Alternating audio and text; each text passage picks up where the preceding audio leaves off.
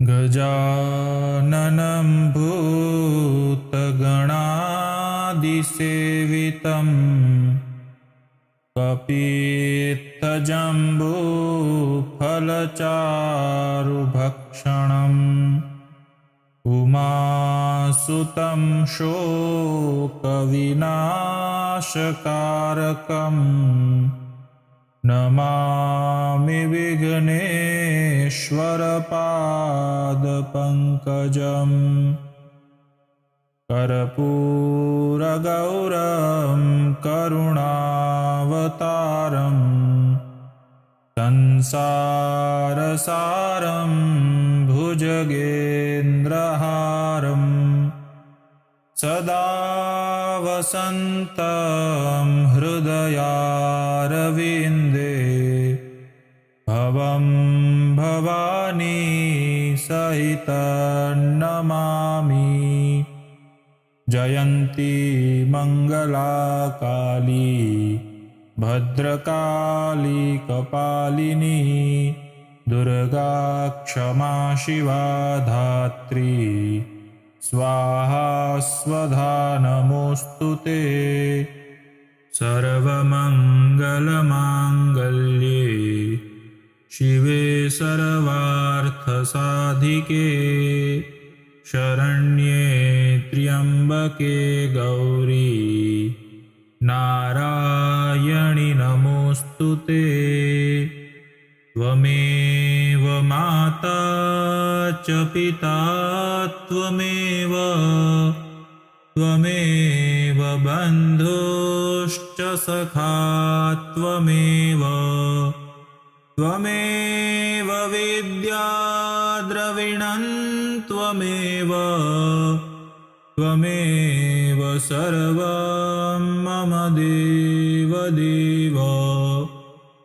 या देवी सर्वभूतेषु मातृरूपेण संस्थिता नमस्तस्यै नमस्तस्यै नमस्तस्यै नमो नमः।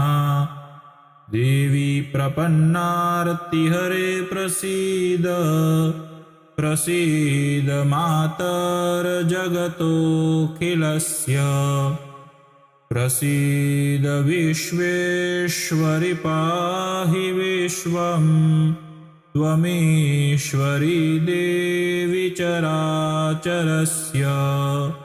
कृष्णाय वासुदेवाय हरये परमात्मने प्रणतः क्लेशनाशाय गोविन्दाय नमो नमः।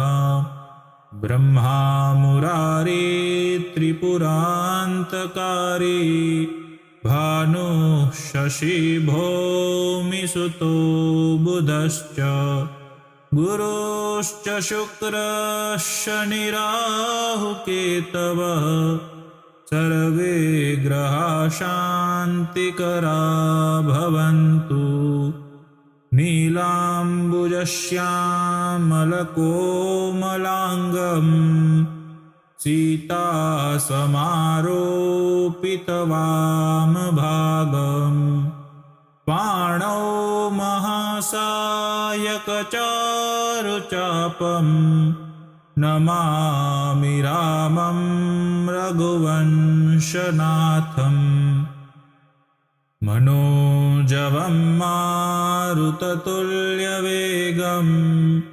जितेन्द्रियं बुद्धिमतां वरिष्ठं वातात्मजं वानरयूथमुख्यं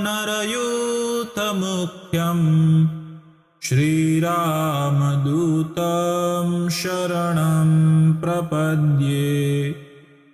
शान्ताकारं भुजगशयनं पद्मनाभं सुरेशं विश्वाधारं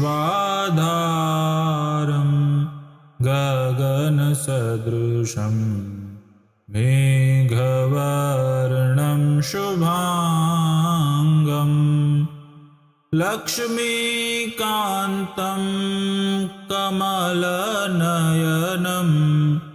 योगिभिर्ध्यानगम्यं शरणगम्यं वन्दे विष्णुं भवभयहरणं सर्वलोकैकनाथम्।